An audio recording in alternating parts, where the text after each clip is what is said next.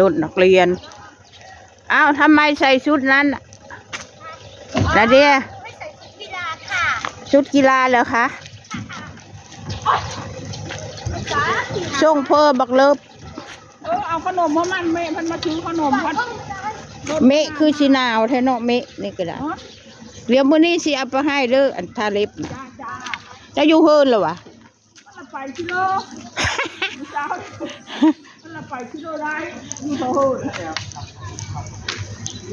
แม่บีมาจะกุดกระปูเลยอาทุ่มว่าไปชวนแม่บีไปชิเลย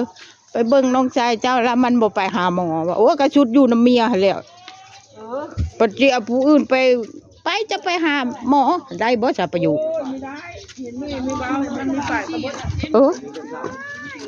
หอมเลยโอ้คนบ่อันนี้นะซื้อลงไปเอ้ยมันเลยแล้วก็ที่หัวเพลือนะแดงก้อยสักวันนะ150โหมึงกินก้อยเนาะมื้อนี้กินก้อยวันนี้เม้น100ได้150ได้ครึ่งโลนะโลได้ก็ขันว่าซื้อในรถเลย40อีปานเขามีอยู่นะเราก็ไปหาเพิ่นลากเลยนะแล้วมาคนเขา750โอ้ยคนเนาะอันนี้จะได้ปั่นจักรยานขอให้คิวว่าใส่โอ้แล้วก็ว่าคนหลายมื้อนี้อยู่ IMF เลยเอามีเงินนี่กำลังหลายนัดเบอร์วะนัดอายุเด็กเปิดอ๋อไม่ยิ้มแล้วถูกหรอกเพราะว่าในมันยิ้มเลยนะในมือนี่น่ะก้าวน่ะยิ้มแต่เด้อตายนึกว่าเบิดแล้วแม่ไฮโลนะกันจะดินไฮโลเดี๋ยวมาค่อยหัวจะเจ็บแต่ค่อยไปนั่นโรงพยาบาลเพิ่นเราโทรหาคนนะแม่อีกิฟตายเพิ่นระบาดสูงเพิ่นก็โหดเพิ่นว่าเฮ้ย45น่ะว่ะเข้ามาแล้วอันนึงขึ้นมาเพิ่นก็เห็นอันเดียวเร็วๆค่อยว่าเขาก็แล้วเขาน่ะ45แล้วก็มีซ่า45ชื่อเพลออันนั้นนะฮะย่างนี่จนย่างบ่ได้เนาะอ้วนแท้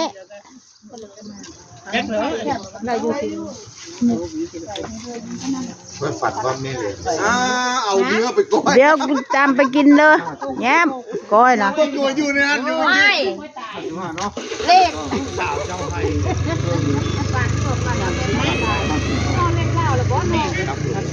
เตยไปกินก็เพียอยู่กันนะไปอ่ะเอาหมู่บ้านนี้ไปทกศนี่นายขายลอตเตอรี่นะวะค่อยน่ะฝันเห็นคนตายค่อยตีน่ะ440แบบแท็กซี่ออกเลขแล้วคือตีแม่นใช่ปะเห็น30น้ำ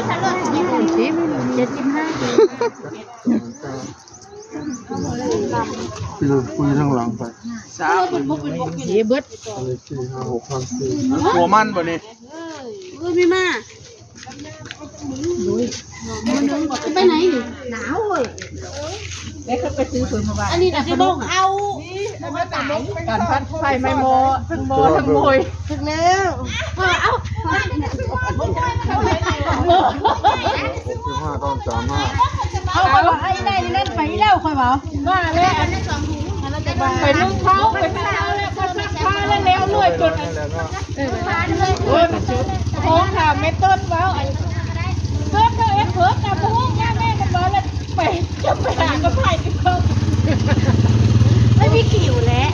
ที่เปลี่ยนคนคนนั้นกันเราไม่คนที่เปลี่ยนเฮ้ยอันซึ่งนึ่งเขาต้องเฝ้าถึงทุก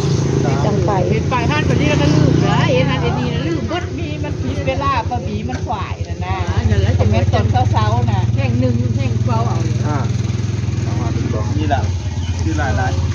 คนหลายขนาดวันนี้เนาะประมาณ2 ชั่วโมงคนหลายขนาดซื้อกับข้าวกับปอโต้ไหมใบฮอตหมูใบฮอตมะนึงใบหมูพุ่งเลยเท่าบ่อันนั้นไปไม่มอคือเขาเลยอันตำพุ่งบ่เต้นนะไปไม่มอเท่าไม่เรียบร้อยก็ทุบหลบไปหาทุกข้าวไปกินไปเบิ้งมัน อันยู่นี่ได้ป้าบีไม่ได้ไปที่เลยได้มาซักผ้าอยู่ผี ต้มหน่อไม้น่ะจะเป็นท่านกันนะ แล้วก็ไม่ได้จะไปเอ็ดกินพะโล้ก็เลย ได้หน่อไม้แล้วก็ ไข่พะ ได้ โล้ แม่ ขนมปังแล้วไปหาตัดปืนกันขนมปังหม้อหนึ่งกับโมยเก่งมินลินเข้าอยู่ให้แล้วก็มันไม่ที่อยู่แล้วว่าอยู่เฮิร์ตตลอดมันไปเดือดร้อนมันไปทั้งโลก มันผู้ที่อยู่น่ะ มันมีแม้นมัน ไข่พะโล้อะไข่พะโล้ สักอย่างค่ะ โอ้มักพริกก็ได้เอามักพริก แพมละหายแล้วมันเบิ่งโทรศัพท์นี่กัน ดับฟื้นได้เฮ้ยมันไม่ได้แดงได้มีใส่เบอร์สีไป ซึ่งวันนี้แพมจัดการไปสอง ฮะ หม้อโมยนี่น่ะสุดที่สอง 40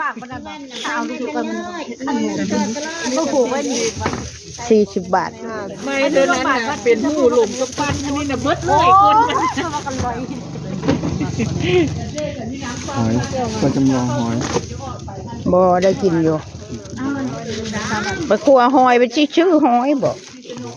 นี่แต่เก่านะเคยทางไว้แล้วคนละล้างถ้วยล้างชามอยู่ตรงหันน่ะกับต้นเสาเฮ้ยต้นเสานะฮะไม่ ปลา ได้ ค ลื อ ม ปลา ง่าย ค ๆ อ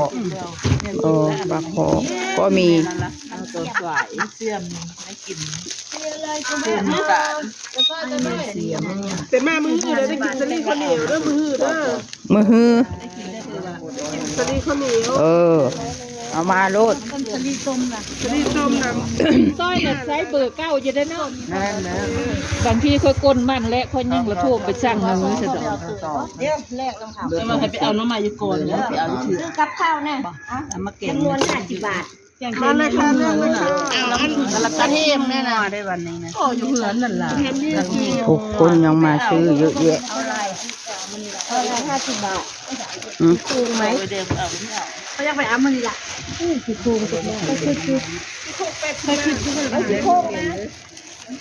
เขาซื้อนั้น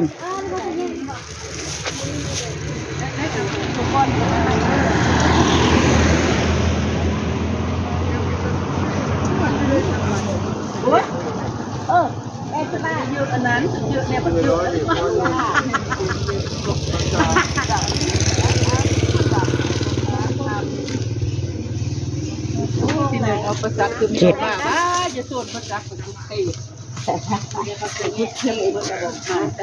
ขุดเครียดแต่น้องติ้วผู้บ่แลมขุดเครียดน้องติ้วผู้มันมีทางมันละไปอีนายซักนะมันมีไปมันไม่ไป ถามว่ามีจุดบาทยัง เฮ้ยแหลมเขาไปขุดแล้วแหลมอีนายเวียงทองเอาไปขุดแล้ว คุณต้นกุ้ง คนดาวไฟสั่งให้ไปยอดน้ำกด ห หลั นึ่ ง งสองสาม ยังไม่หลายดอกมัน2 ปีนะยัง อ้วยนั่นไม่ใช่อ้วยอะไร วัวตับวัวหมู บรรยากาศ มา อัวเนาะอะไร วัวเลย มาถามให้มันที่แล้วก็มันถ่าย วัวกบกับมีเด้อวัวกบ โอ้โหไผสิกิน ประเทศ มัน ลาว ก็ว่ามัมเนี่ยอัวเขาเลย เขาวัวกบ คนคิดว่า มีกินละอ้วกบเสือ วัวกบ ถ้าว่าไม่แล้วมันสุก คำเรียนมันนะวัวกบประเทศมันสูงหนึ่งวัวกบ ไม่ได้ยอดน้ำกดหรอบ่ สาลาว กำลังสิประโยชน์แล้วเนี่ยกบตูม สาลาวตกกว่าสาวเขมรตกสาวเขมรบ่ตกมันทั้งแหล่ทั้งดำ มันทางให้พร้อมบ่ สาลาว มัน ขาวชั่ว คนข่าวก็ได้คนดำก็มีได้มันเนาะ โอเคค่ะ ขอจบคลิปแค่นี้นะคะ อย่าลืมกดไลค์กดแชร์กดติดตามให้คุณยายด้วยค่ะ ขอบคุณค่ะ